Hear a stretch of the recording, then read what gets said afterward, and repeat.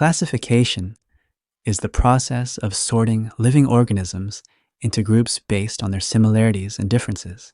Think of it like organizing a library. Books are grouped by genre, author, and subject to make it easier to find what you're looking for. So, for example, if J.K. Rowling releases a new Harry Potter book, we know where to put it, and we can deduce some characteristics of the book, even without reading it. Similarly, scientists use a hierarchical system to classify living things. This system includes 8 major levels, namely domain, kingdom, phylum, class, order, family, genus, and species. You could remember it by using do keep ponds clean or fish get sick. Another way could be Dear King Philip came over for good soup. You could choose whichever works for you. Now coming back to the hierarchy, species is the most specific level, grouping organisms that are very similar and can reproduce to produce fertile offspring. Note the fertile offsprings. That means the offsprings are able to reproduce as well. Now, with millions of different species on Earth, we need some way to classify them.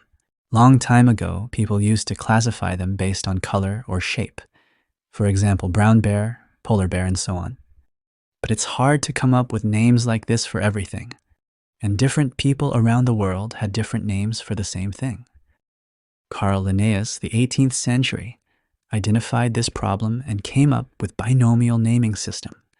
Bi means two, and nominal means to do with names. The first name in the binomial is the name of the genus that the organism belongs to. A genus is a group of species that are related to one another. For example, horses and donkeys share a lot of features. They are obviously different species, but they belong to the same genus. The second name tells us which species the organism belongs to. For example, the binomial name for humans are Homo sapien. Homo is the genus, and sapien is the species.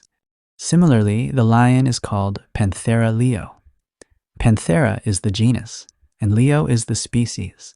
While writing the binomial name, the genus always start with a capital letter, and species start with small letter. They are usually printed in italics, meaning they are in Latin, but obviously it's not possible to write it in italics, so you can underline it instead. Imagine you have a mysterious plant, and you want to know its name. How would you approach the problem? You start with the first question. Does the plant have flowers? If the answer is yes, you follow one path and let's say ask what's the color of the flowers.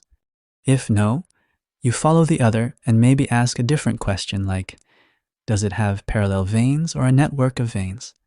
Each choice leads you to a new question until you reach the final identification. This way of identifying the organisms by working through a pair of statements that lead you to its name is called Dichotomous Keys, like a flowchart that guides you step by step to the correct name of an organism. Do note, in each key, the pair of statements are opposite of one another. So in our example, the pair of statements, does the plant have flowers? And does the plant not have any flowers? Dichotomous keys are not only useful for plants. They can help identify animals, fungi, and even bacteria. That's all for this video. Don't forget to like, share, and subscribe for more. Check out other videos in our playlist for more learning.